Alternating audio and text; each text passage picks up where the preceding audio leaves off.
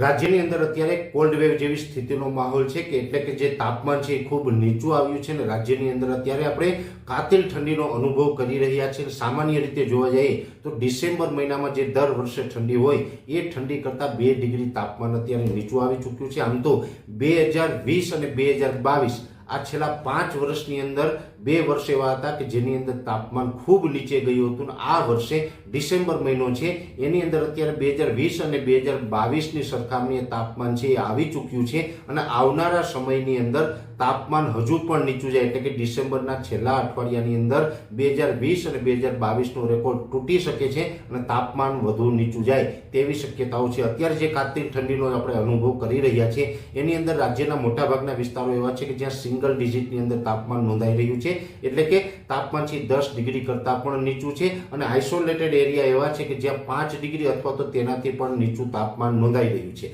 એ સાથે રાજ્યની અંદર પવનની સ્પીડ છે એ અત્યારે નોર્મલ કરતાં વધારે છે. પવનની સ્પીડ છે એ 18 થી લઈને 22 કિલોમીટર પ્રતિ કલાકની ઝડપે પવનો ફૂંકાઈ રહ્યા છે અને જે એના ગસ્ટિંગ હોય છે એ 25 થી લઈને 30 કિલોમીટરની ઝડપથી પવન ફૂંકાઈ રહ્યા છે.